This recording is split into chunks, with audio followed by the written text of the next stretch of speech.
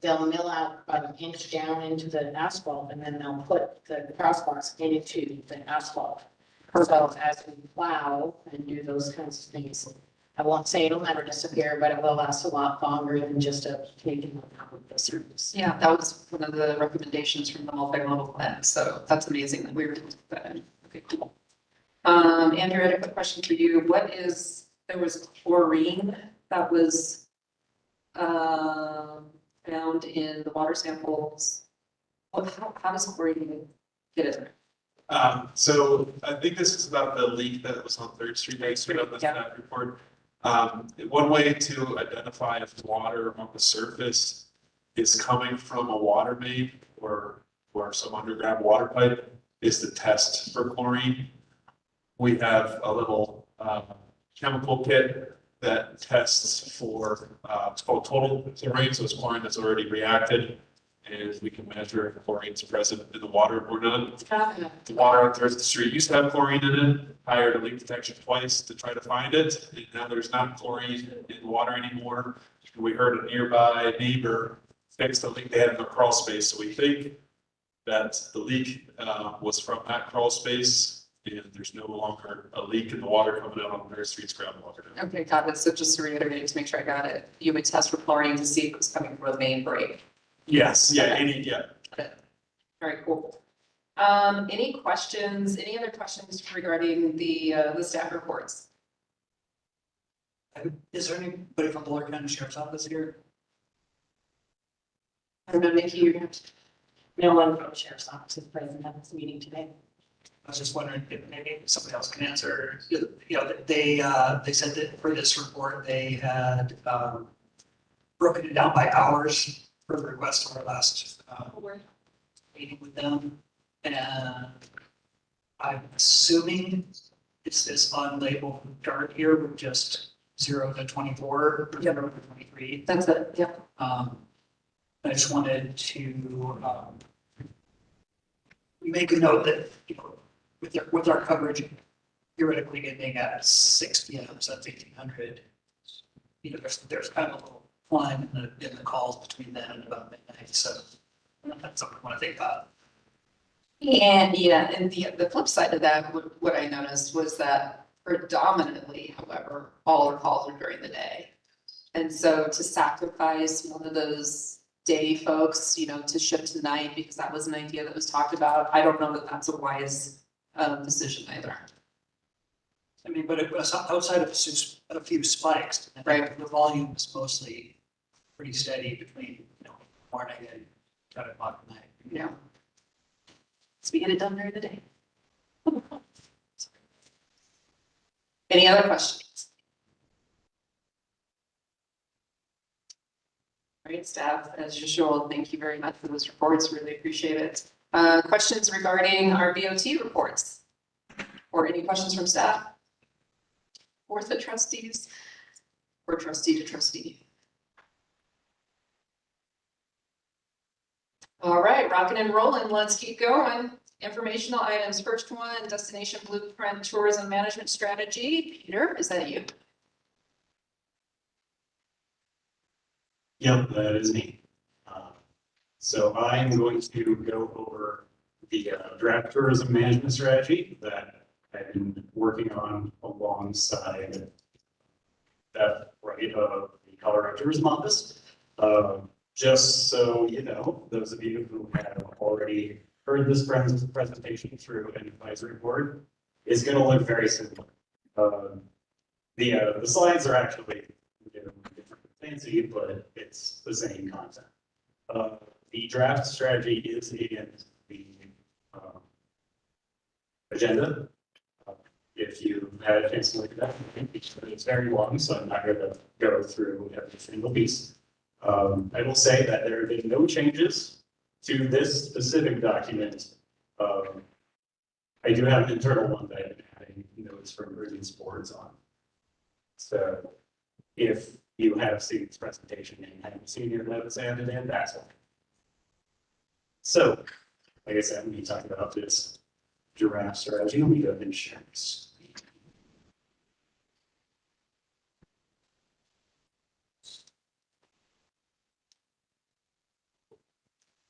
Can everyone see that? Okay, awesome. All right, so yeah, I'm gonna just kind of give a quick overview of why we're even doing this, where this came from. And dig into the world, how we're doing this approach, how it's going to align with other plans, this whole engagement process I'm doing right now, and going over the various goals and bullet points under those. So this strategy came out for my slides. So the overall purpose of the strategy is to just be a guiding framework, not even like a full plan style document, something a bit lighter, to just kind of help guide our tourism efforts. You've probably heard me say this a lot, that the tourism is here, not trying to bring more tourism, just manage what we already have. So this is a 3-year guiding document to help just kind of align the goals of the community, the goals of boards, just various goals of the town in general, and how we can best utilize the tourism we're seeing to achieve those goals. It is kind of untapped font of income, I'll say it. And so it's something that we really need to look at, since it's a thing that we have to deal with very much. Yeah. And I do want to say this is, I think I just said that this is not a document to bring more tourists into town. Just utilize what we have. So when I started talking with them, this is something I've wanted to work on for a while. We knew that we already had some work that we've been doing. So the first thing that I did was pull up the final vision statements from Vision 2030, since that was kind of already working on that. And the more that we dove into it, we found that, you know, each part has an aspect of that can be applied to tourism, because it is just a big part of our town. So it does affect every part of what we're doing, including economic development, parks and spaces. Those are some of the more obvious ones, but it does have an impact on our housing, our social services, our education, things like that. So we want to make sure that we're looking at every aspect of it that we can. And what we did was we took those vision statements from Vision 2030 and worked out a tourism strategy way to approach that. So these are like their vision statements, but they're not, set in stone, especially since this is a draft document, right? So there's still a lot of work to be done on these. I won't go through every single one of these, but please don't. It's a lot of text, yeah. So And people can read. Yeah, I will encourage everyone to read the draft document. And it's in the packet, Yeah. so everyone can get onto our website and download and read on their own. Yeah, people are having things that came out of that. So our next step was to look at what do we have already available to us as a town, what are our strengths, what opportunities are we not utilizing right now, and what challenges do we face with tourism? Because all three of those things are going to be important to how we grow and expand and how we approach this in the future. Yeah, so, there's not one more obvious. We have, a lot of recreation around us. We are a town within a park. That is something that has been said quite a bit. We do have, our nice little downtown, things like that. But we also have limited infrastructure to house many more tourists like that. We have, as we've seen this week, huge traffic issues that can arise when one thing happens. If the weather changes, if it becomes a dry season, then that increases our wildfire risk. These are all things that we need to be aware of and how that will affect just the sheer amount of people that will come through on a regular basis. And yeah, opportunities like education opportunities, promoting our local businesses during off-season tourism times, things like that. Sorry, she just changed this morning, so I think I have a chance to later read through every single thing that changed. Yeah. So, like I said, we do want this to fit and be in line with the other plans that are in the works that have already been worked on, like the comp plan, the multimodal transportation plan, the price plan. Is that still happening? Yeah, the first plan is happening. It's delayed due to us waiting for the comprehensive plan to come out before we finish the first plan. So the two plans can align. So the final version just probably happened that weekend, because there's no reason to redo all of that work, especially for things like the multimodal transportation plan that it's really dealing with the infrastructure that we're seeing for parking, traffic, and things like that. So anything to change on this regarding those things, we want to make sure that we have those plans in place first. So right now, what I am doing is I'm doing this presentation, presenting to every single board. That's the first step, or I guess the next step in this engagement process. This whole plan was developed through Destination Blueprint, Destination Blueprint, which is a grant program that we received from the Colorado Tourism Office. And so we started with that and its predecessor, Reimagine Destination, which had a lot of sentiment surveys for both stakeholders, residents, interviews. We did 2 workshops that kind of talked about where we want to see the future of tourism in this town. And we took all that data, created this document, and now I'm getting feedback. Since we didn't really have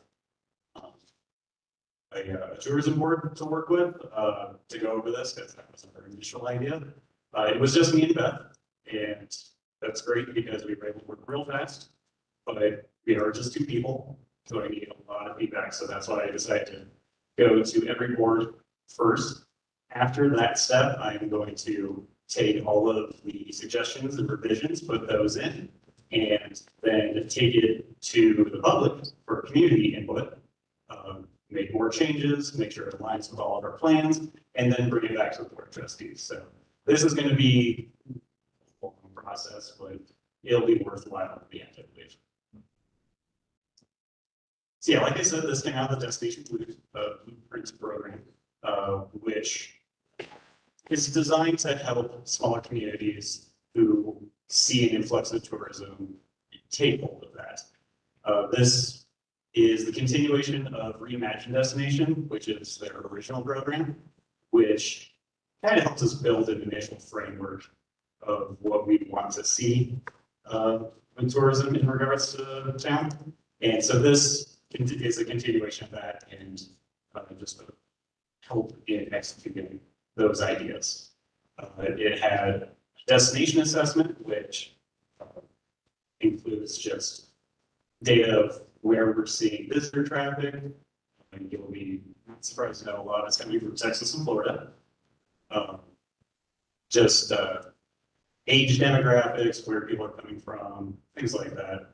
We did another full day workshop, which was super helpful in kind of bringing these ideas together. What is the next step for engaging tourists? And then the 100 hours of free consulting came from Beth helping me design this program. That's actually going to end Thursday. So after that, it's just me. So the plan is broken down. Sorry. That's a good reason. Okay. The plan is right now broken down into 6 main goals to work on in the next 3 years.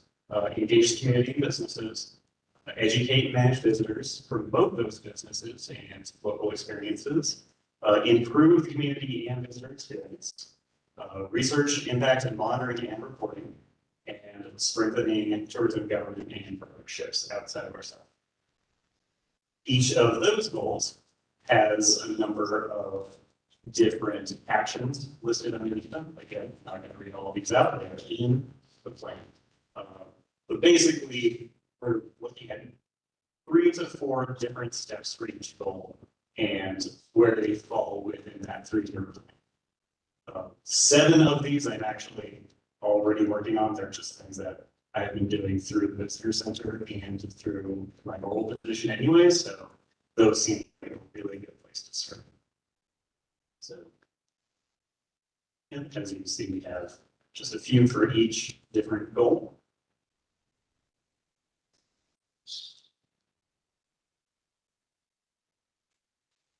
Let's see, he's on the first minute, so if you go back into the report and see if they don't want to go through the tactic. All right. So implementing this plan is going to be more work for me. First year, like I said, is really going to be focused on things I'm already doing, and not working on anything new outside of that. After that, I'm going to meet with our new town admin to review our progress and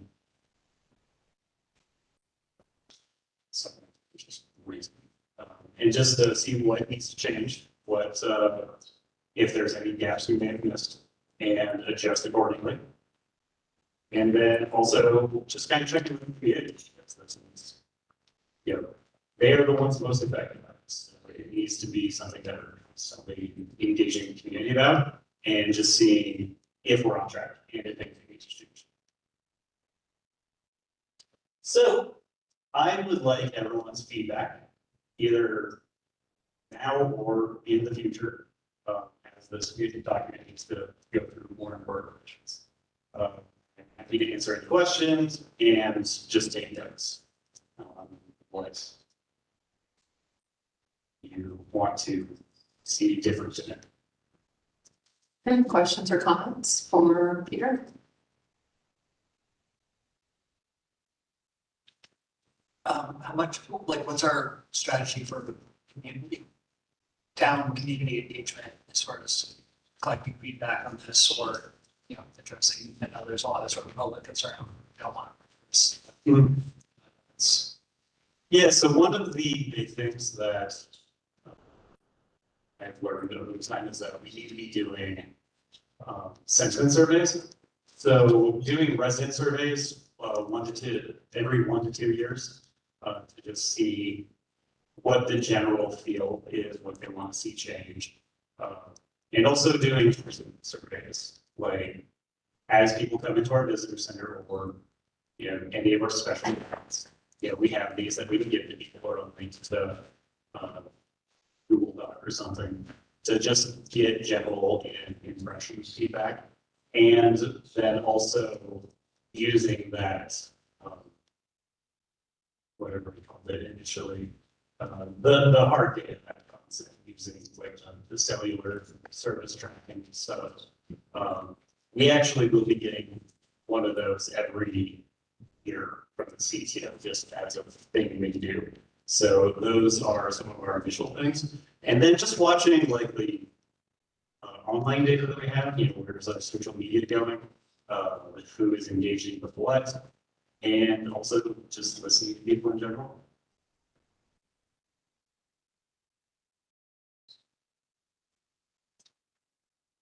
In terms of things like watching or social media engagement, I know that you said that this is kind of a general guide, it's necessarily a comprehensive kind of plan, but I would love to see more measurable indicators, like where are we now, what are our goals for where we would be at, you know, for that social media engagement, or like I saw some other examples of key performance indicators like number of connections and frequency of meetings for the strengthening of partnerships.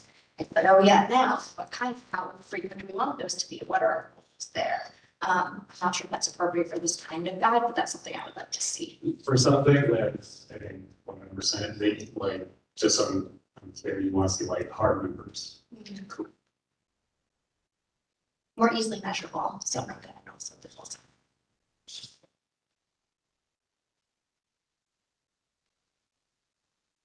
Do we have any like actual numbers, like monthly, annual tourist numbers? Like what is our volume of tourists that we're trying to manage? Yes, it's kind of just based on what data we can get to the CTO right now and what we are collecting just in person. We track how many people come through the visitor center every day, which is a good start, but it also just tracks one place. So I would love to see if we can implement different methods of just tracking the vehicle product, just progressing through town. That would be interesting because we need to work with CDOT, and they may already be doing that. We may just need to ask for that info. So That's something the CTO can help us with. Like, Yes. Yeah. Yeah. It seems like that'd be helpful, just kind of have some rough numbers. So yeah, and we can also track just who's viewing what online, state, country, what part of Colorado, even. Because I think right now, I don't have the time. Something like 46% of our tourists come from in-state. So, also, do we count people from Boulder as tourists? yeah. Basically, anyone that's not. Anyone that's more than 1,000 feet vertical? Yeah, they're tourists. Sure. Yeah, I just had a question. You said your bets consulting time ends on Thursday. Yep. So then you're kind of taking leader or ownership of the full document. Yes. Had it all the time, but sort of, you had the 6 goals on here, which lays out sort of a nice 3-year path. Is there anything that you think we should be looking at that was maybe excluded from this because it was sort of stretching? Yes. But if you guys have some already know on it. The idea of, I actually think it's one of the goals to create a tourism advisory board. I know it's not really a feasible thing right now, just due to physical capacity of the board and days of the week. So that, even though that's on the plan right now, I think that's something that would be moved into one of those stretch goals. Other things would be taking our visitor center and making it an autonomous entity, maybe not a department in itself, but something that runs under like the DDA or the Chamber of Commerce. That's how most towns do it. We're actually very different in our approach of having it run by the town administration. So I've actually been talking with the DDA to at some point in the future, hopefully just be able to take everything we have, hand it to them. Peter, what was some of the other feedback that you received from the other boards up to this point?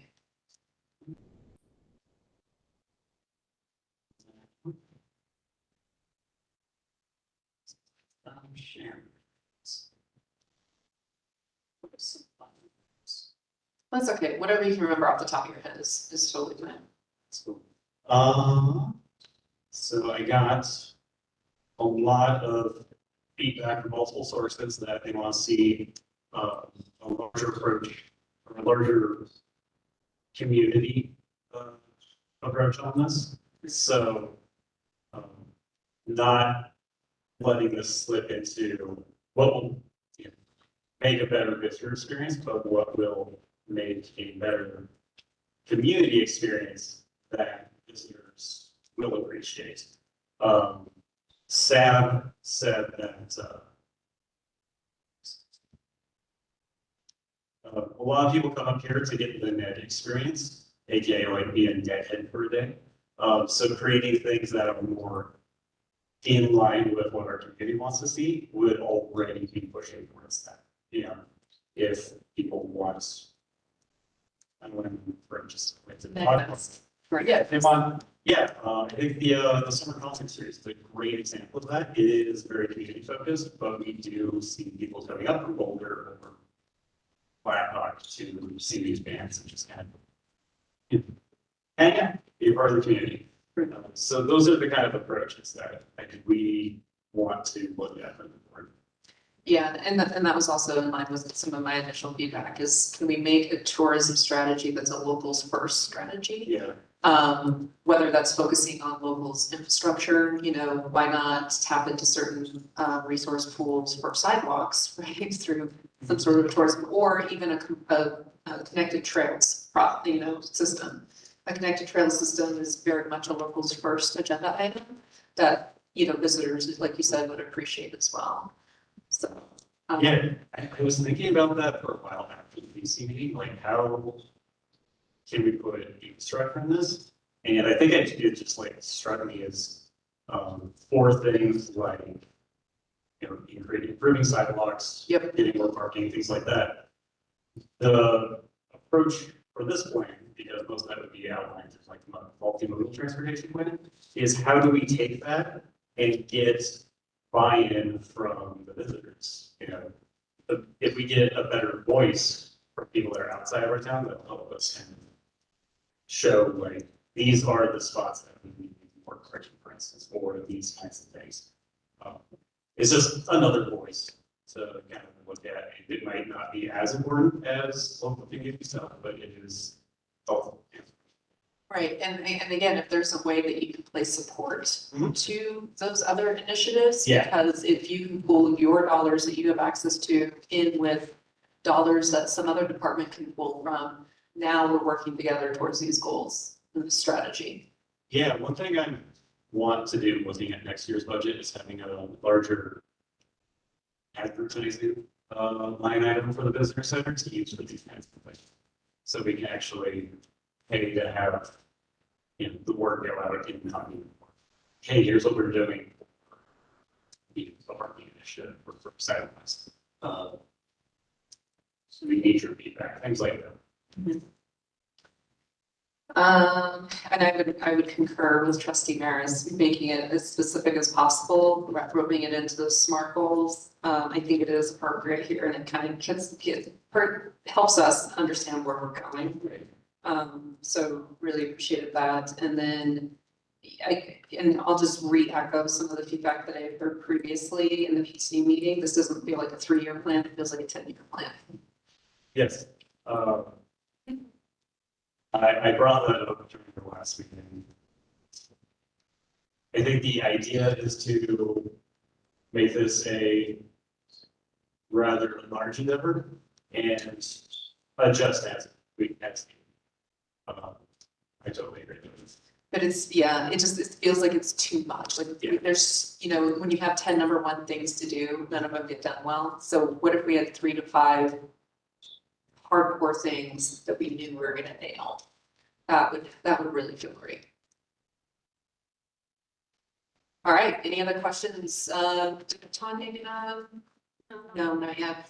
Mayor Billy, did you have, did you? talk? I am Yeah, here. She just emerges. Tanya, did you have any questions or comments for Peter? I'm imagining we're on the tourism grant information item. Yep. No, I don't. Cool. Thanks. Mayor Billy? No questions. And I'm about to drop into the canyon, so I'm gonna drop off for about 25 minutes, but no questions. All right, thanks. All right. Can I just add one thing? Yep. Peter, I love the partner section that you have on each strategy. I think that that's a good idea to identify people that you partner, reach out to. So we just wanted to say that I really like that. So keep it. Yeah. Oh yeah, I can't do this all. What? All right. And this will throw in just like as the comprehensive plan, cost plan, like, let's, you know, look at the timeline of the goals, you know, just to, and see how we can align with the other events.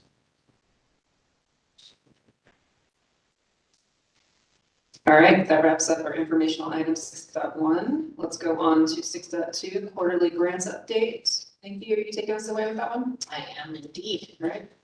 As requested by the Board of Trustees, Town Administrator will be giving quarterly updates on our current grants, future grants, and grants that we've partnered on.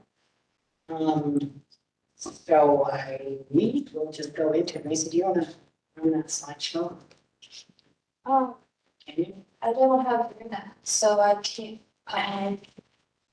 Then I will just go through it. The slideshow, if you'd like to see it, is in the agenda packet. we're gonna have Peter try to share it. If he has internet, he can grab something from the server. Okay. So the first grant, I'm just gonna start going through it, and if we can get it working, we'll catch up. I'll do it right now. The American Rescue Plan funds, the status of this one is of the $124,342 set aside for affordable housing development. $31,000 has been allocated. $5,000 is the match funding for the Gilpin County DOLA Local Planning Capacity Grant for the Multi-Jurisdictional Housing Authority Feasibility Study. $20,000 as the match funding for the housing coordinator, which was another local planning capacity grant in Nederland and Lions have applied. We heard back any status on that? It will be able to, it's a couple months is what I heard last. Got it. $6,000 to complete title searches on town parcels. We have received those title searches back. I believe Brett will be giving Board of Trustees over some kind of update shortly. The $40,000 for broadband and the $25,000 for nonprofit support have yet to be allocated and spent. ARPA funds must be spent by December 2026. The next grant we'll talk about is the Big Springs Egress Grant, which the grant award amount was $524,793.75. With a $174,931.25 match from the town for a total project budget of $699,725. JVA did send an updated map of the proposed routes to town staff, which we are reviewing and will be sending out to public comment. We are aiming to hold outreach sessions for feedback this summer on different routes identified. Deadline for this grant is June of 2025. However, we are aiming to have a route identified and designed by December of 2024. And I will tell you that none of the proposed routes that JVA has come up with are anything close to what we were looking at in the past. So interesting. They all three, most of the JVA routes start at the very far east side of Big Springs. That was a big request from the fire department as well as it is the most practical. So the fire department would prefer to see those routes or as far east as we can. Next grant we'll talk about is the Boulder County Co-Responder Grant. DOLA extended this grant to expire in November 2024, which is a good thing. That means we are keeping our co-responder money sticking with us until at least November, which will allow the town to exhaust the funding. In order to continue to have a co-responder after November, the town will need to work on securing new grant funding or evaluate the town's ability to float the cost of a position until our alternative funding can be secured. It is recommended that the BOT discuss this in the fall of 2024. The viability of covering the cost of this position, the viability, you discuss it because, the viability of covering the cost of this position, we can't let this one go. We see Lynette busy on very good reasons. Please feel free to stop me if you have any questions or comments on any of these grants that we're looking through here. Keep it rolling. Comprehensive plan The grant award was $100,000 with a $100,000 match from town for a total project budget of $200,000. The SE group has been working on preparing memos that capture existing conditions. Different stakeholders help to review the memos to provide feedback. Studio Shed presented the initial proposal for the downtown sub-area plan. And this project has an anticipated completion date of December of 2024. Next, the town received a $3,000 grant to digitize records. Karina McLeod, the administrative assistant, continues to work on scanning and uploading BOT documents, ordinances, resolutions, and minutes outside of her regular working hours. Due to all the recent changes in town administration, town staff did not have the capacity to apply for additional funding. However, this is a rolling grant, so we will reevaluate the possibility to secure more funds in the future. Phase one of this project, using the $3,000 award, has anticipated completion date of September of 2024.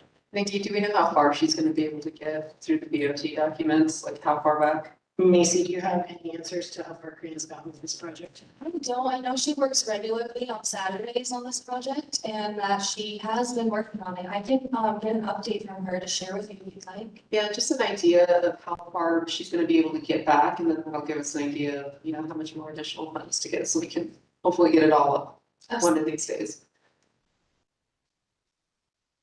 The electric vehicle infrastructure charge ahead, Excel Energy grant, grant for $50,000 to cover a portion of the cost of the fast chargers. We actually just did hear from Excel about having an initial construction type meeting down at the charge ahead point in the visitor center. That meeting is set to happen in the next couple of weeks. Excel is aware that in order to receive the reimbursement from Charge Ahead Colorado for the level 3 chargers, they need to be installed and transmitting data by October of 2024. So hopefully that will happen. A little additional information, town will now be charging for level 2 charger usage. The environmental sustainability matching funds. Leah's back. So, Leah is officially back. She is now a part-time employee in the Parks Department. The $15,000 from this grant offsets her salary. As a reminder, these funds can only be used for sustainability coordinator for 5 years, which means that by 2026, we will need to ensure that we can fund this position internally. Town of Lyons is interested in cost sharing for a full-time sustainability coordinator who can support their community and ours. Leah is in communication with the Lyons town manager about this possible arrangement. Grit removal. Check. Way to go, Andrew. All done. So, yep, that was a long time coming. Kudos to Andrew and his team for getting that finished. The multimodal transportation plan grant award was $175,000 with $23,000 match split between the town and the NDVA for a total project budget of $198,000. Fiera Pierce has met with all of the boards and commissions to review the recommended policies, projects, and programs. They are working on compiling the feedback received from the DDA, PC, ProSAB, and SAB, which will be presented to the community and BOT for additional feedback prior to the completion of the plan. The project has an anticipated completion date of July of 2024.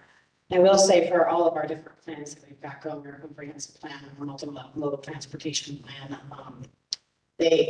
these teams have been really good at setting meetings and really communicative with us.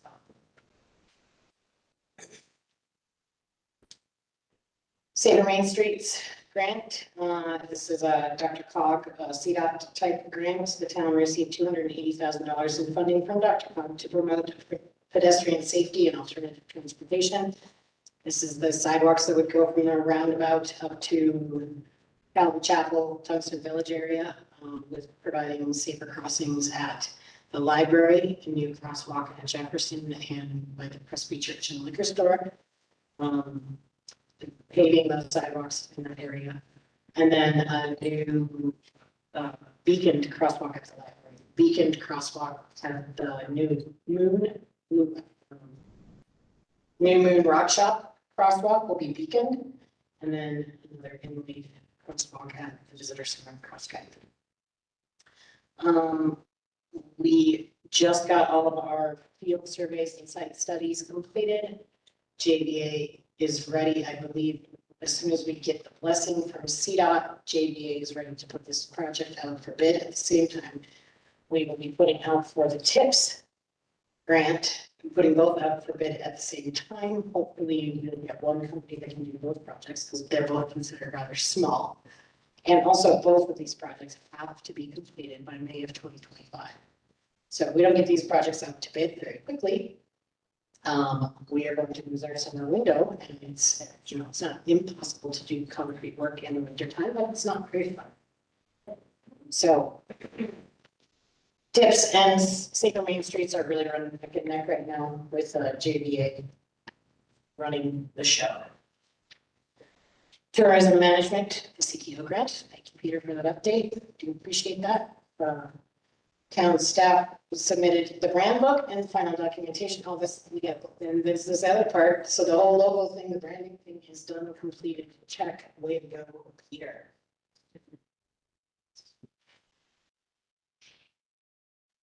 The ARPA mental health funding. Town offered to serve in such capacity in collaboration with the Peak to Peak Health and Human Services and received $37,000. County is still working on finalizing a professional services agreement, which will be reviewed and approved by the DOT once it's completed. Town staff will also develop an MOU and procedures for the expenditures of this grant.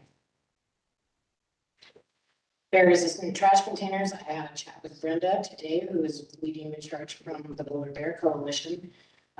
Those trash cans are sitting down in Boulder. Next steps for that will be for us to pick a weekend, 2 days on a weekend and one Tuesday night. We'll ask residents of Old Town first to sign up to receive a free trash can. And then on those 2 weekend nights and a Tuesday night, town staff and hopefully some volunteers will be distributing some trash cans. They will be bringing all of those, I think it's 200 trash cans, up to the Ridge Road, one of their Ridge Road sites. So all of the trash cans will be around. Next steps, we're coordinating, Leah and myself are coordinating, which is with Boulder Bear Coalition. And then once we kind of get what we need to say said, we'll ask Peter to post that on social media so people can sign up to get their free trash can. Hey, Nikki, is it for renters and owners? It is for the home. So I suppose it could go with the renter. I don't actually know that question. You know, that question.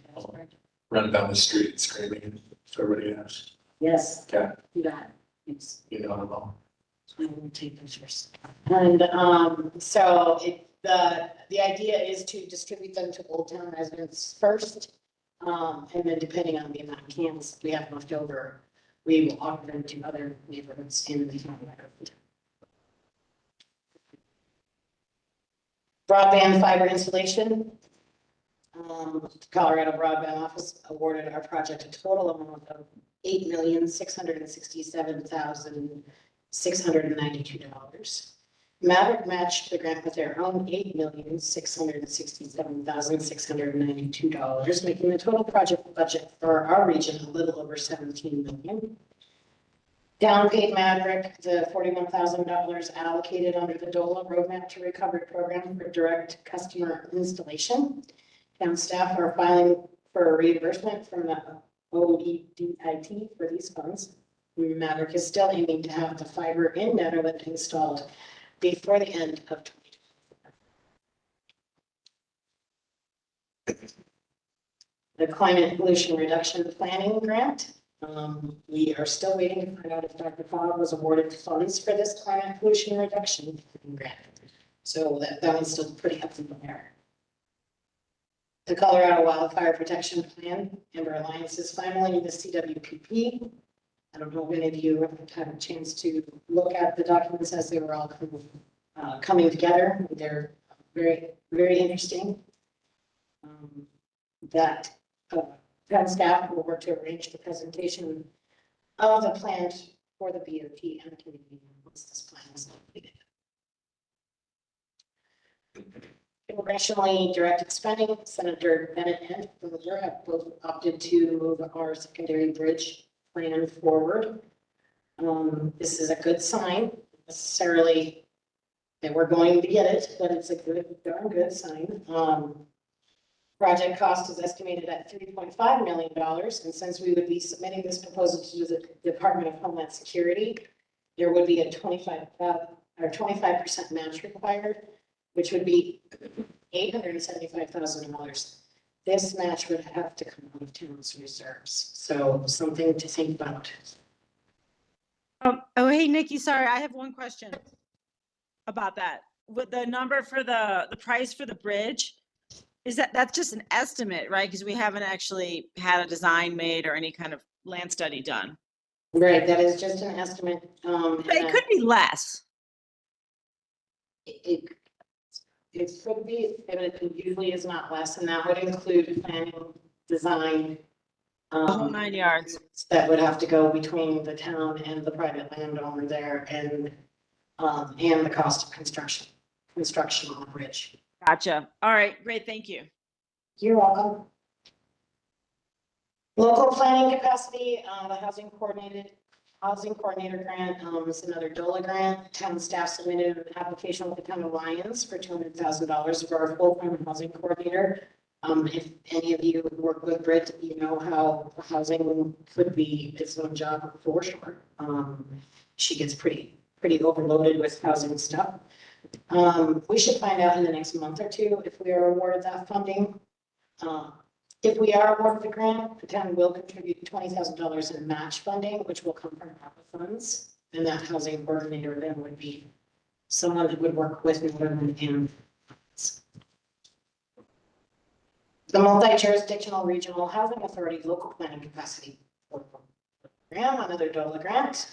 Gilpin County was awarded $104,000. Gilpin will be working with Nederland and Lyons on this initiative, which will foster collaboration among the neighboring jurisdictions and enhance our collective capacity to expedite the implementation of housing initiatives.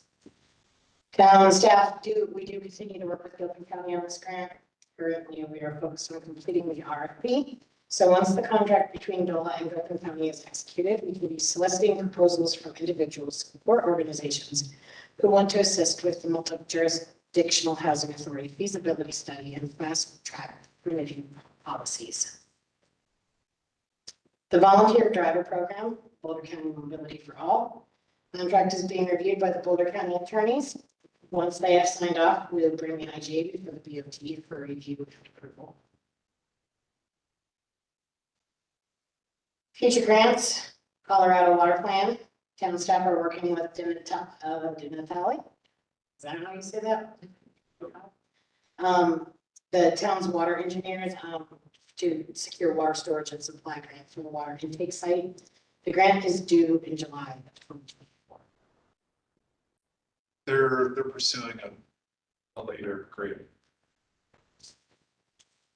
I don't believe they're gonna make that July deadline. There's another round of grants. I think it's in December. Good to know. Thanks. The Nederland Ice Rink and Tennis Park. Town staff does still aim to apply for a GOCO grant. Given the leadership transition the town is navigating, applying for the first cycle is likely not feasible. We do aim to pursue the second cycle for funding. This has become an in-house matter. We are no longer working with the committee. It will be just a collaborative effort with town staff to write and submit this grant. Any questions on that?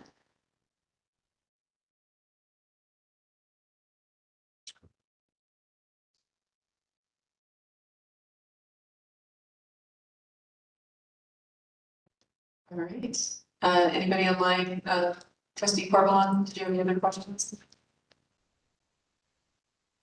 No, I love the report. I think it's a useful tool. Thank you for spending the time to make it. All right. Very good. All right, well then we will head into our first action item of the evening. And I believe Macy, you're gonna take us away on this one?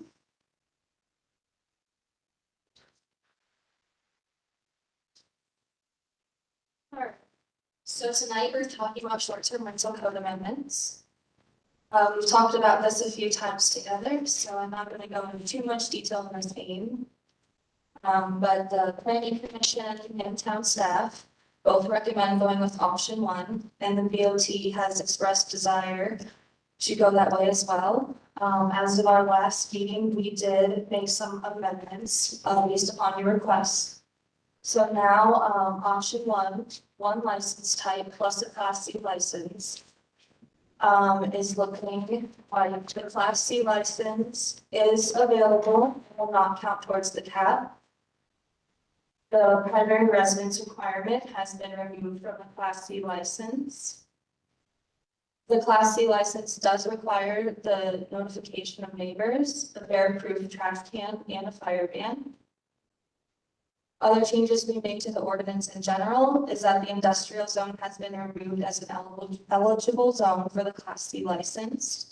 It's important to note that any short-term rental that's licensed in the industrial zone will be permitted until the license is no longer valid. We have added a requirement for corporations to provide documentation of ownership upon application. We have a limit of one license to one natural person of any percentage of ownership. We have included a question on the short-term rental application that acknowledges the requirement of only one license per natural person. It's clear that you cannot have a short-term rental license for both a principal dwelling unit and accessory dwelling unit. It has to be one or the other. And the maximum number of licenses of any type that shall be issued is 70 total licenses. So we amended that count. Just one thing to note is that the moratorium on short-term rentals does expire on August 6th. So it is recommended that the board approves this ordinance no later than July 2nd, so that it can be effective before the moratorium ends. All right, thank you, Macy. Yeah, thank you. And now, from trustees, are there any clarifying questions regarding everything we discussed the last time, the new additions, anything to clarify?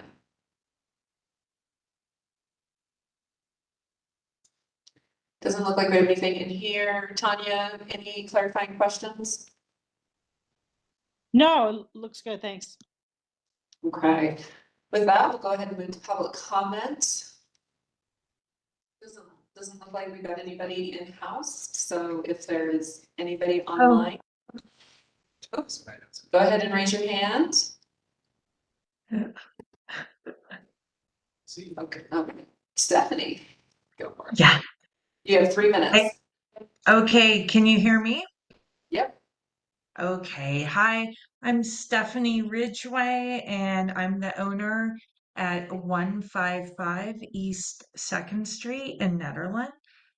And my husband and I, we've owned this property for over 10 years. We live and work in Boulder, but our family really loves to come to Nederland every chance we get. Out of financial necessity, we started renting this property in 2017 before any of the STR regulations were put into place.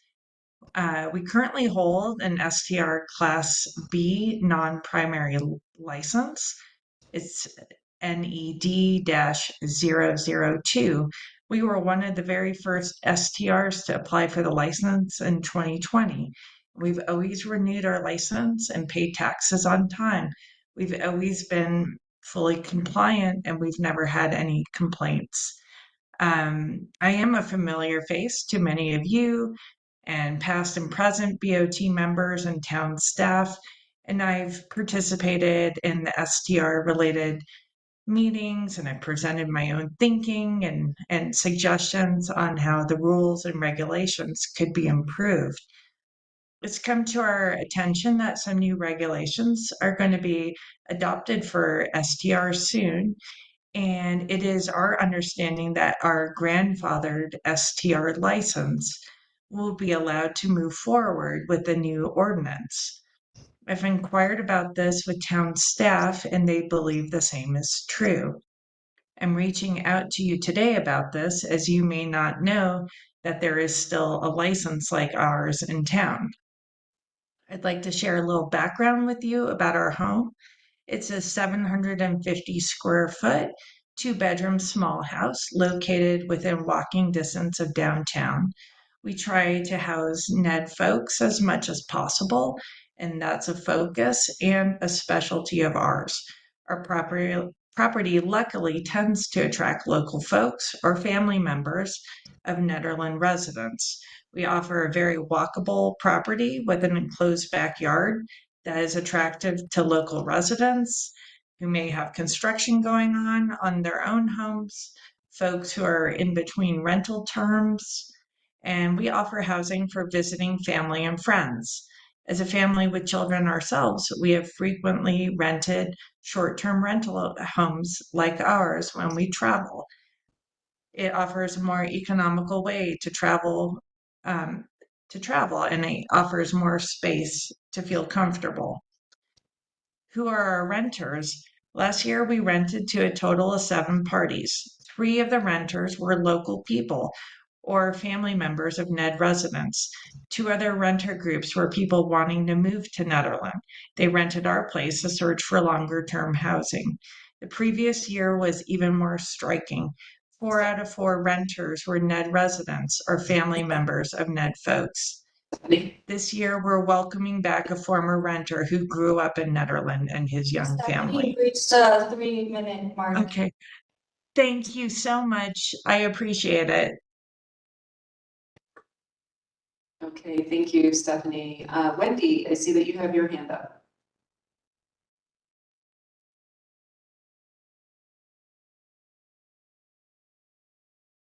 Wendy Williams? I see you have your hand up. Did you want to provide a public comment on the STRs? You're muted. I guess you can't hear me. Nobody. Still says she's muted. Yeah, let me see if I can. Call in *6. I requested an unmute to her, maybe she could click. Yeah, it says that you're muted, so if you can unmute yourself, that would be, I think that we'd hear you. It's *6 if you're on a phone.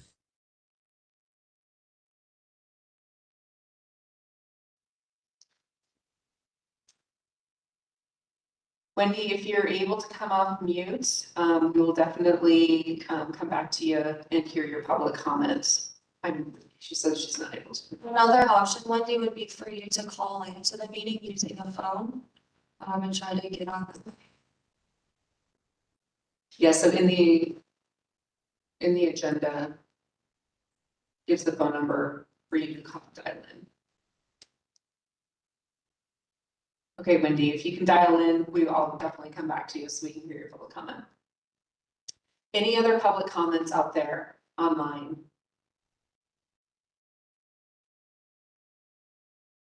Okay, with that, I'll bring it back into the BOT for discussion. So any other thoughts?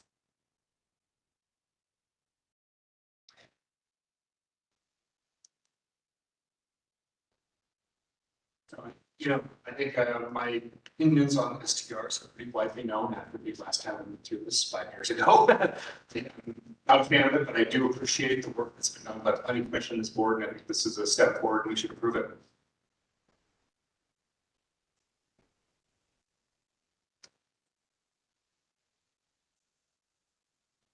Any other thoughts?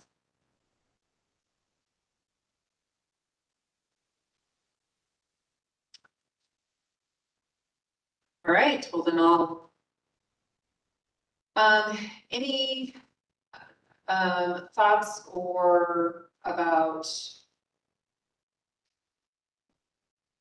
just considering whether we have a total cap on licenses for both Class C, and forgive me, we had decided not to have a cap on Class C because, Macy? It was just the majority of the board. I remember Mayor Billy was in favor of capping Class C. You guys did want to see how many housing units were in that zone, and Britt did start on that. She wasn't able to give me that information. She did take some time off last week, and I checked in with her about the information, and she looked into the housing needs study on the property assessment study, but I never got a final answer from her, so we can connect again if you'd like, to reassess that. Okay. But we did bump the cap per your recommendation to allow more space for somebody who may want to rent a bedroom in the circumstance that the cap would be full and then that person would potentially be denied. So we did try to make more room for that. Wendy, is that you as the call-in user who's trying to speak? Yes, can you hear me now? Yes, go ahead and do your public comment. You'll have 3 minutes. Okay, great. Hi, my name is Wendy Williams. I live at 442 Lower West 4th Street, and I'm just interested to learn how you're going to implement some of these changes. I am one of the people who went and got an STR license in knowing that the cap was coming. And now I understand that we only have like 58 licenses and we've capped it at 70. So it's probably not even necessary for me. I am planning or would like to consider short-term renting my primary residence in a little over a year when my daughter graduates high school and hopefully leaves. So I'm holding a license and I don't have any bookings. I don't haven't advertised it or anything. I did this out of fear of the cap. And now you've made a requirement that you have to have 4 bookings in a calendar year. Well, my license now expires in December. So does that mean I need to have 6 or 4 bookings by December, or will it be in the year following that? I hope you're understanding my train of thought that I now only have 6 months to get 4 bookings to keep my license, which may not even be in my best interest. But I'd like to know how this is going to be implemented so that we can plan ahead. And, you know, if I only have 6 months to get 4 bookings, I think that's pretty unfair. My other question is, if you're not even at the cap, if you don't have 70 STR licenses, is there even a need for the minimum booking? So those are my concerns, and I'd love to hear you discuss them and let me know how you think you could implement these, you know, for people like me that got a license but may not be using it until the future. Well, thank you, Wendy. And I think part of the reason of having the minimum 4 documented stays, and Macy, you're going to correct me if I'm wrong, but is so that people will use it and not just hold on to it. I'm guessing that's part of it. Yeah. But it's an administrative burden to have a license that's not being used. It's also, as we are implementing a cap, and you have a large handful of licenses that aren't being used and just being Mm-hmm. No. So unfortunately, Wendy, you know, part of that is so that folks will use it. And, you know, to get the minimum 4 documented stays, I mean, that could quite essentially be 1 day, which is 4 times. So that would be the minimum. And in terms of answering your other part of your question, how will it be? And I don't know if I gathered all of that. Wendy, are you still on? Did we answer it fully? Sorry. When are we going to start? That's a good question. That's a more administrative question. So if the ordinance is effective as of August, then it's up to you guys. Do you want me to then start counting stays? Right then and there?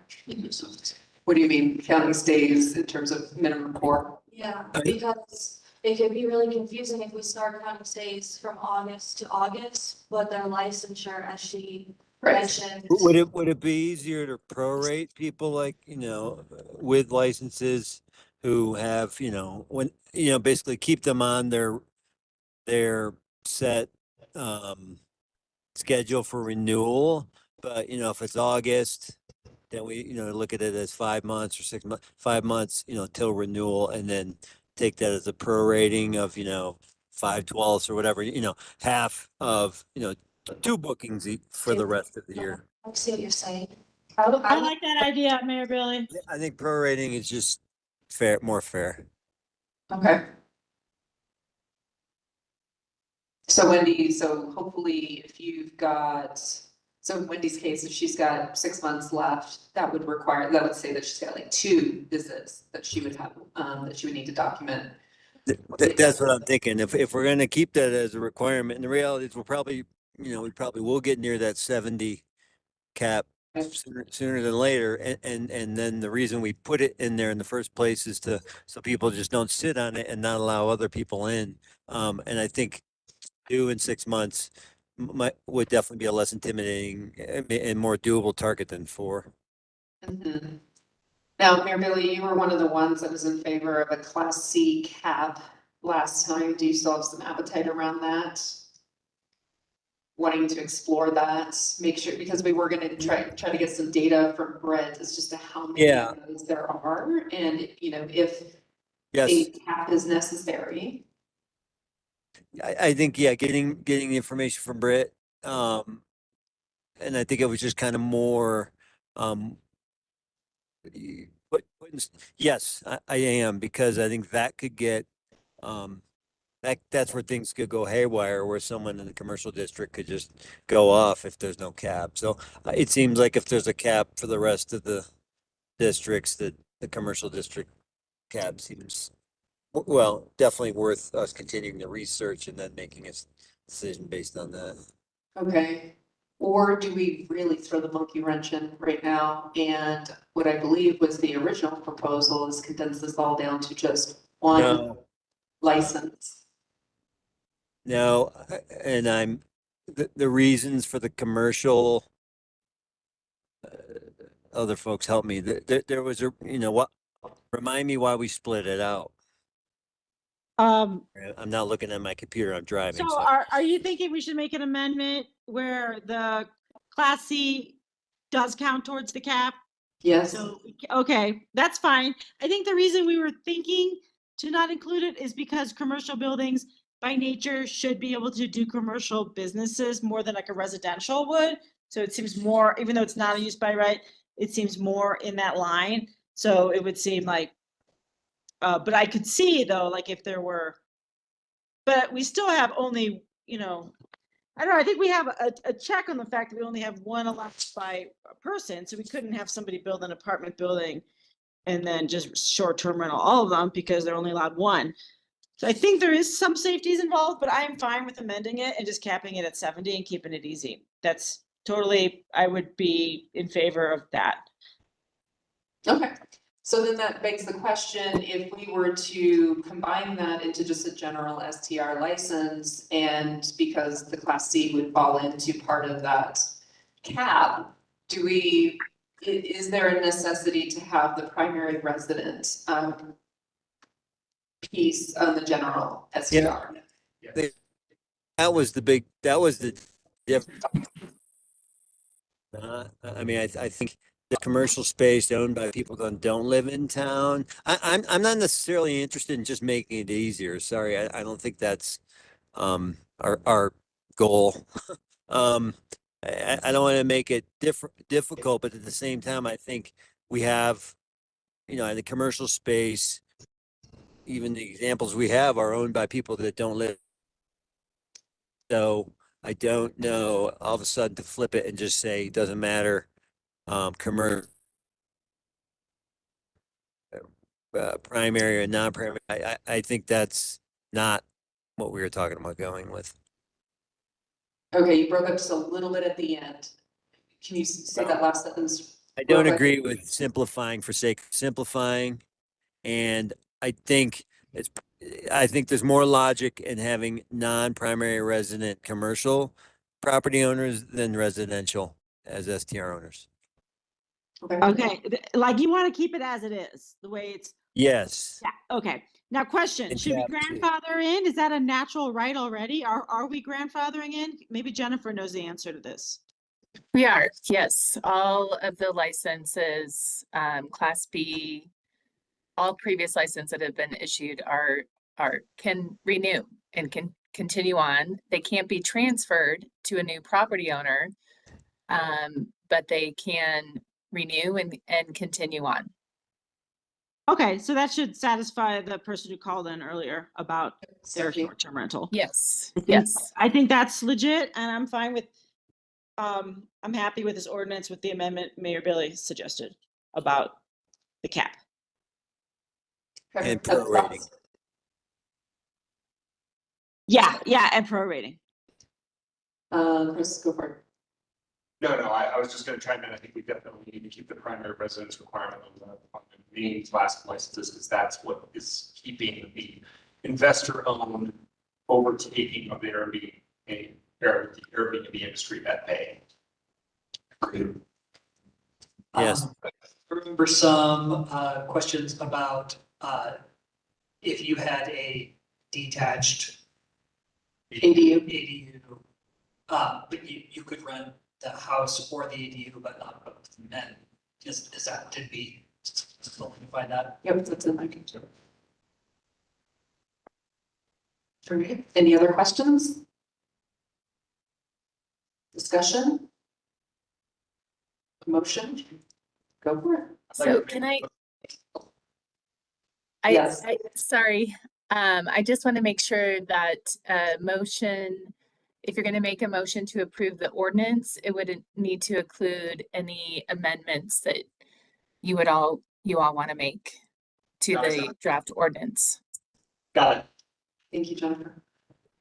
I'd like to make a motion to approve ordinance 860, amending the short-term rental regulations with the amendment to section 694, section A, in which the maximum number of 70 licenses does include the number of Class C licenses.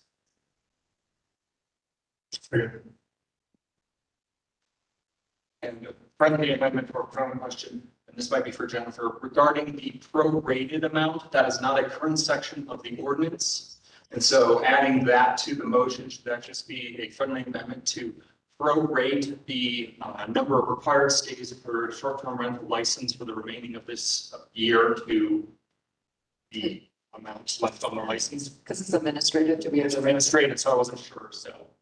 No, I definitely think that for clarity, it should be included in the ordinance. And if you just want to include in the motion and to amend the ordinance to prorate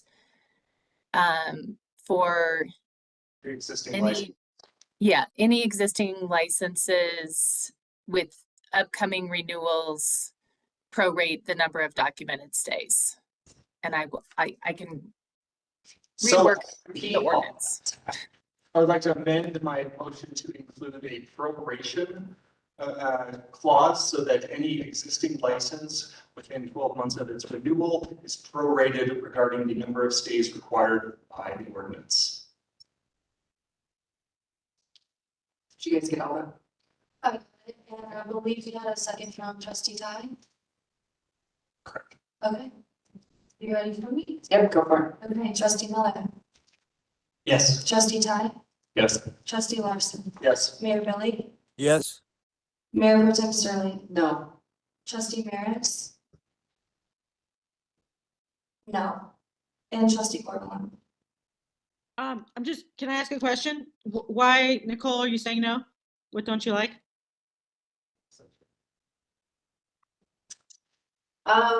I would still have some concerns that, that we probably should revisit, but, so yeah, I'm voting no. Revisit what in specific? I would need to pull us into executive session. Oh, okay, well, I'm just gonna vote yes. I'm just thought there was something to discuss. Okay. Thank you. The motion has been approved. All right, thank you, everyone. Let's go ahead and push on to our first discussion item, the 8-1 industrial pre-treatment ordinance. Thank you. This was discussed, I think it was June of last year. Board gave direction for the attorney to draft the framework we provided at the time into an ordinance that would fit our code. She didn't hold this up. She did that pretty quickly. I held it up for a while, but also your agenda's been full. So it's been a while, and there's some new board members. So we thought it was best to bring this ordinance back as a discussion item first, ahead of taking action on it. This is initial framework developed by JBA, our town engineer, reviewed by our operator responsible charge direct discharge, who's known throughout the state for pre-treatment. So they gave it the thumbs up, and it's pretty standard ordinance that you'll see in many communities. Why do we need this ordinance? It's really to protect ratepayers by prolonging the need to expand our wastewater plant. Wastewater plants have hydraulic capacity, so gallons coming in. They also have an organic capacity, how much waste is coming in. And we are more likely to reach our organic capacity limit first. This requirement helps us prolong the need to expand our plants based on the organic limit by making sure that certain users aren't overloading our system much more than most users are. This is also a fundamental regulatory requirement that's very clearly defined in our discharge permit that we need to have a pre-treatment program. I think a good attorney could defend that we already do kind of have one, but this makes it very clear, transparent, and we can much more confidently say that we have a pre-treatment program in place. I know it says industrial pre-treatment, just want to be clear, because you might be thinking big industrial users, big factories, that kind of thing when you hear that. But it's really applies to anybody that is releasing some kind of waste that's not our typical residential waste. Primarily in Nederland, it's high strength organic waste. And one example of that would be breweries. Brewing beer creates waste that has a strong organic loading that, if unchecked, could really make an impact on the plant. There's two major components, I'd say, more than that, but I guess two simple components involved in this is kind of the grease trap, grease interceptors, oil and sand trap requirements. We've had some of those requirements existing. This just modernizes it a little bit. And then it also helps make those requirements more enforceable. That's something that the town has struggled with in the past, is that people not properly maintaining grease traps, grease interceptors in the past. They struggle to enforce the requirements. And so now this has more teeth to help us enforce those requirements. The other big component of this is the industrial pretreatment side, where it sets limits of what you can release into our sewer system, gives us the ability to sample the waste coming from your business or your property, gives us the ability to require a sample port so we can better take samples if we need to, and requires a flow meter. So if there is a lot of concerns about what's coming in, we'll be able to measure how much of that waste is coming in. Usually you just assume the drinking water usage, which is metered, is the same as the wastewater usage, but in certain industrial applications, it makes more sense to measure the waste separately as well. Our intent isn't to, we've got way too many things to going on to really be too tough and mean. It's not our intention is to go right out the gate requiring a sample port at every brewery. Not every does already have a sample port.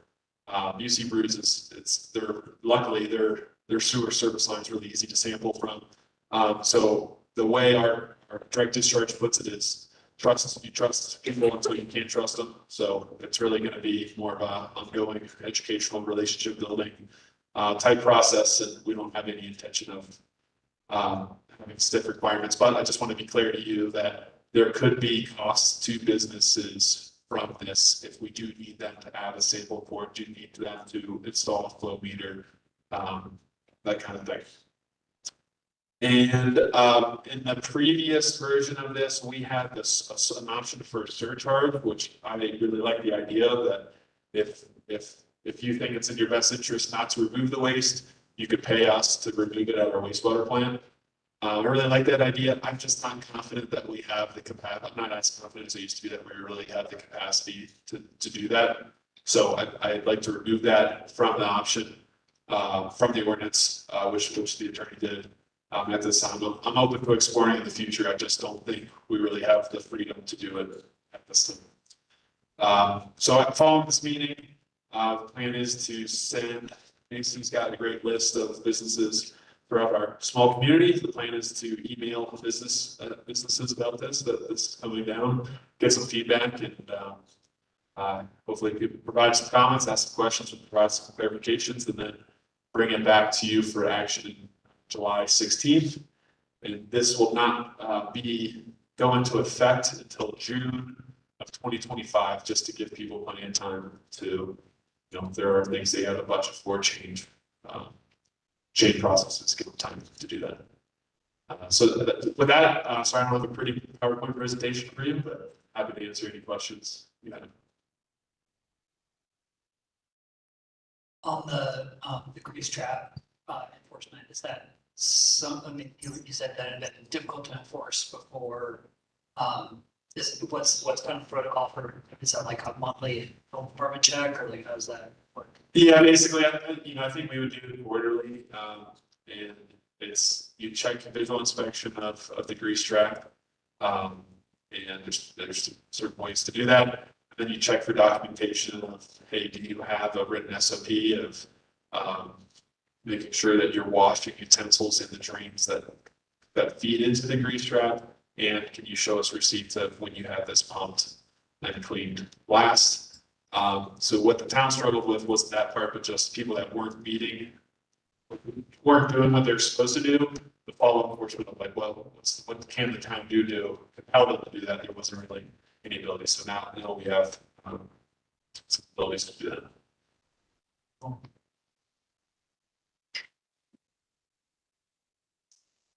Okay, any other clarifying questions? Yeah, just on the brewery front, is it easier? You mentioned Busey Brews. I mean, it's not a route now also that same boat where since they're a standalone building, it's easier for you to monitor them. I know it's very nice. It was hard because they're plugged into the whole Tebow building, but with two standalone breweries, is it easier to monitor them? And Yes. are things on a good track with those two breweries? Yeah, I mean, not in routes of the town. These are very similar to what the town required not a route. I think not a route did some kind of land unit development. So they required special approval by the town, and that included requirements that we're basically requiring for other breweries now. So they already have a sample port installed. They already have processes in place to divert waste from the waste flow. I think they bring a lot of their waste grains to a farm nearby. And Busey Brews, I think Busey Brews will also be similar. We haven't had a lot of conversations with them. We haven't tested them. But we know that their service line discharges near the top of a manhole, so it'll be very easy for us to take samples. I fully expect us, once we have conversations, that we'll learn more about their processes, what they're doing already to divert waste, and if there's any issues, I'm sure we'll be able to work it out. Okay. And then very nice, pretty much moving their brewing so that. Yeah, no, and you're 100% right. Very nice would be the challenging one. But yeah, from what I've heard, they're moving their operations to Gildan, the brewery operations to Gildan. Yep. On a septic. No. So you mentioned there's not like any specific, industrial user or something that this applies to. Like, what's the threshold that makes you consider measuring? Like, obviously, somebody like decides to do some crazy thing in their house, and a hotel. Yeah. Like, how do we determine like who gets checked? Yeah, the way it's defined in the ordinance, I think, is just, anyone that can contribute any kind of waste that are in our limits. And I think they'll, I don't think we'll ever want to test the residents, the odds of the residents dishing out, high strength waste unless they're doing something illegal in their house. it's probably little, but it would be, breweries, it would be. Or high, here. Just gonna throw that on the top. Growth facilities, will definitely be, checking out any food processing facilities, marijuana processing facilities, auto garages, restaurant, all, anything, any facility that, has a chance of bringing waste, and it has a very general definition of the ordinance. Gotcha. So you just kind of, it'll just sort of be manual review of, which ones you're gonna check out. Correct. Anything else? I'll just say one little edit is, the pH range, for whatever reason, it's called it twice in permitted waters. It has, Thank you. it's a minor edit, but Thank you. Appreciate that. Tanya, anything, any clarifying questions? Yeah, I mean, this seems really reasonable, but I'm curious, is this common in other towns? Yeah, every wastewater plant, has it included in their discharge permit. It's a requirement in every community, and it's in the best interest of every community. It's a very, very common thing, and I'm sure the larger city is probably much more aggressive than this is pretty standard. See Jonathan nodding his head over here. I know Springs has done a lot. we do the same. We also have we have a very small ordinance. We just revisited our grease trap and backflow preventing capacity just to do that. We also have a higher rate for industrial strength wastewater, so. So that was the surcharge. And maybe that's something we can explore together based on your experience. That we were thinking about it. It would be cool to do. I'm just a little nervous about being like, yeah, we can handle it. And then, yeah. I appreciate you saying that, like, let's take that out, because we're not quite there yet, so I appreciate you saying that. All right, we're gonna move on to public comments. We have. Say that again. I believe in the aim, I believe in the aim and ask for the DOT to direct. Do we need a nod for official direction, or? We're gonna take public comment first. All eyes, Stacy, what you just said. Settle down there, settle down. Okay, so we are gonna go to public comment, everyone. So nobody's here in the room again, so anybody online who'd like to make a public comment, please raise your hand.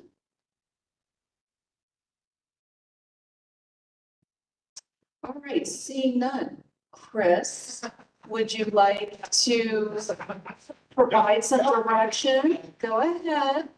Go ahead. All right, so as trustee Larson had mentioned, you need some direction in that report. Yeah, I think the direction, I'm sorry, I don't have it open, but I think the direction we asked for is, hey, is it okay to share this with businesses and bring it back to you July 16th for. None. Thank you. Great, thank you. Thanks for coming on that. Good stuff. I'm just so excited to get to the football. I know. Just gotta keep you in line here. If a document like that could be called sexy, that's kind of cool. I mean, it's an amazing document, so well done. That's the nerdy part of me. All right, moving on, 8.2, Metro Funds application. Nikki? Hi. Hi. So I do apologize first of all, because I did not use our new AIM template. I may have copied and pasted part of the old AIM for this. Clearly, I'm using the old DOT report, so you're in good company. Peter's not here, so I'm not. Okay, that's Some people still like the old one. change is hard. Just let Mountain Grove.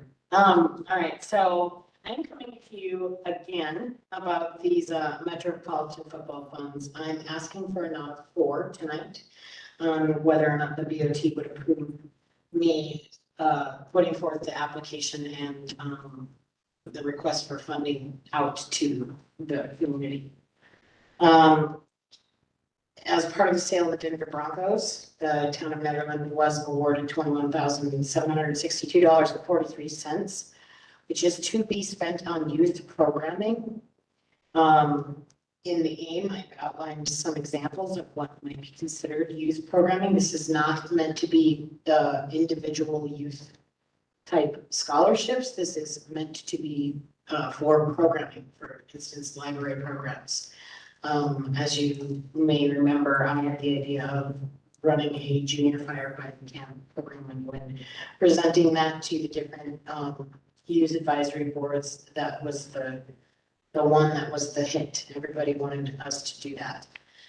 I am no longer going to hold aside that $5,000 for that program, because the fire department and myself it's too late in the game for this season. We can't get it going this year.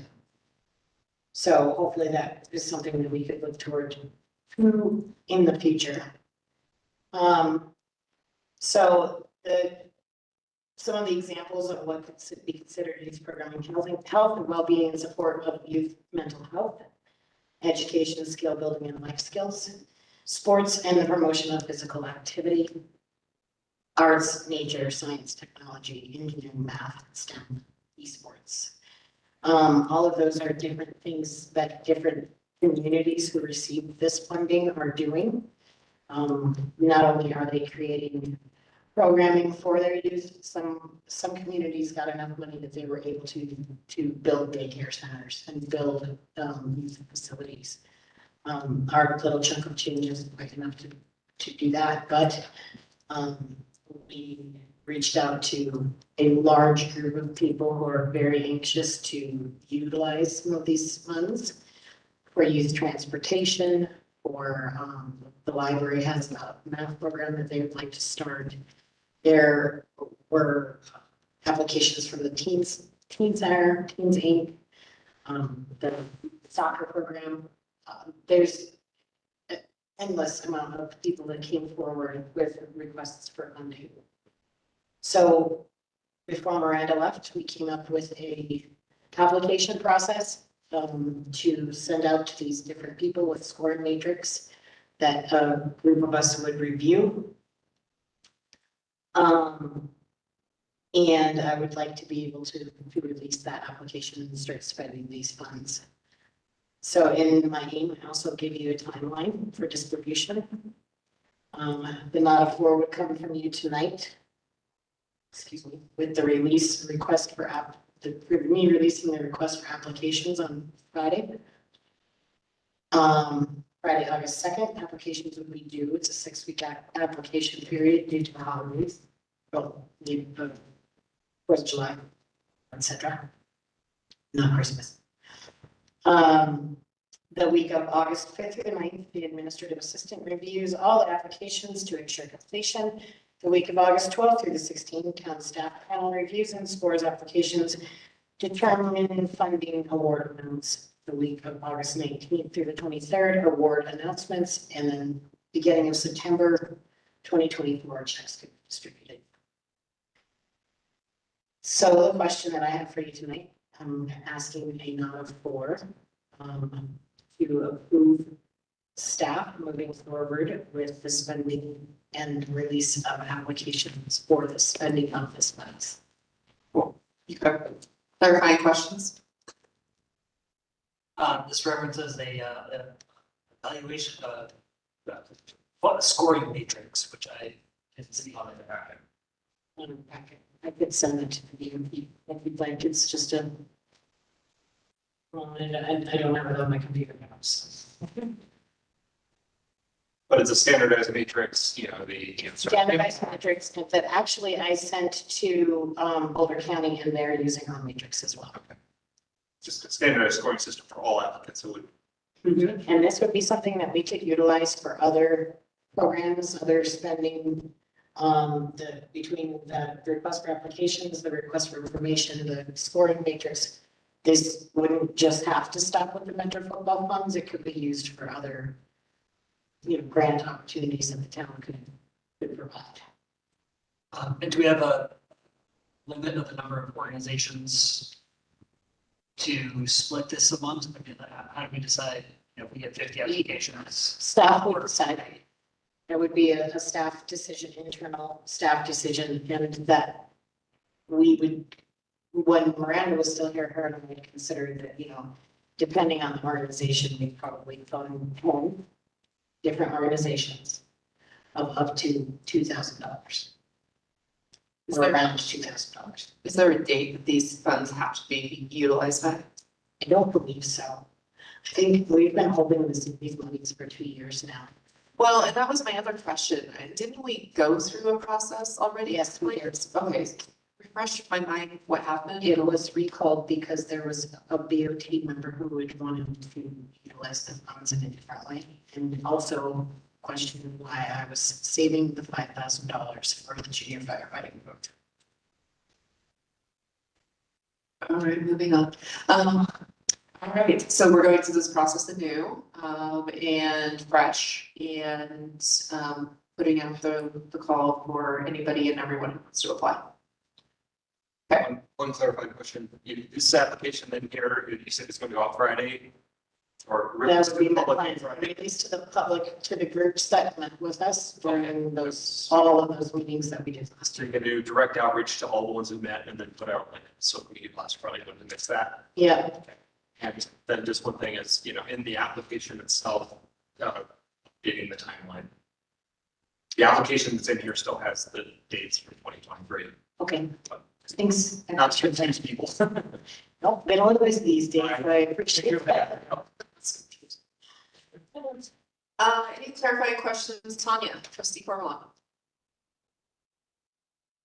No, I don't. I think it seems pretty clear. Okey-dokey. I And would be happy to give a nod forward towards this. awesome. All right, let's go to public comment. Hold just a second, Chris. Okay. We're getting there.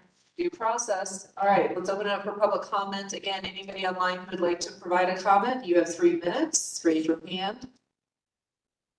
We'll let you speak.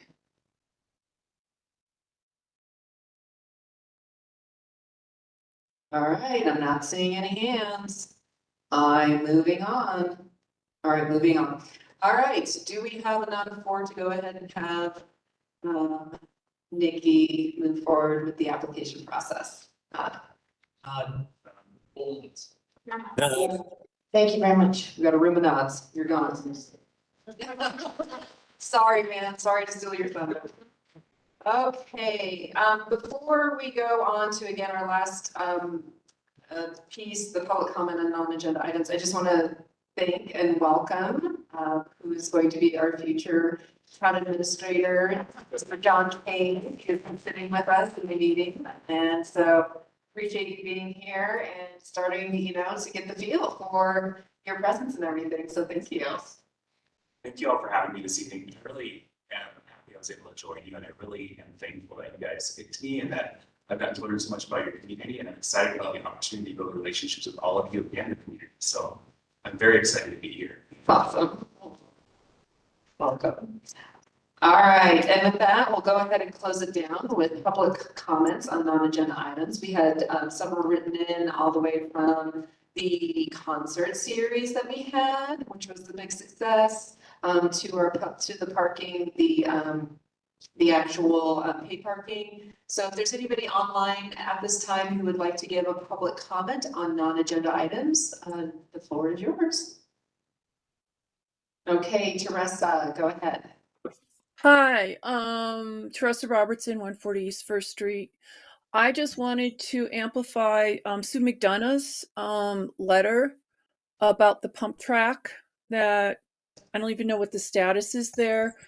I don't think the issue is about a pump track. I think the issue is about the chronic attempted use by the property owner to change the use of what's zoned there. So it's zoned high density residential. There's a term of it being used as a park right now, I guess by precedent, it's being used as a park. My concern of several of our neighbors is that it will be determined to become a park, and then it will become a entertainment center, because that's been one of the goals of the property owner, Mr. Mitchell, since he purchased it about 7 years ago, I think 7 or 8 years ago. we're not anti-pump track. There's just concerns if it is a pump track. I have concerns around safety for the children who may be using it. People drive really fast in that area. I have safety concerns, who has the liability, those kinds of things. But my bigger concern is that it's not a park. It is zoned high density residential, and we went through this last year with the whole thing with the petition, that it just doesn't become a park by default legally because someone's been using it and calling it a park. It's not zoned to be a park. It hasn't been delineated a park. The land hasn't been donated to the town as a park. So those are my concerns. It's not about, I think the pump track piece is just a ruse. And that's all I have to say. So thank you for hearing that. Yeah, thank you, Teresa. Any other public comments?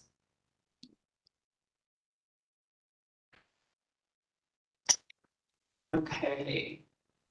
Seeing none, we'll go on to other business. Any other business? This is Billy. I just want to say, John, Kane, thanks for being there tonight. I'm sorry I'm not there, but thank you for being there.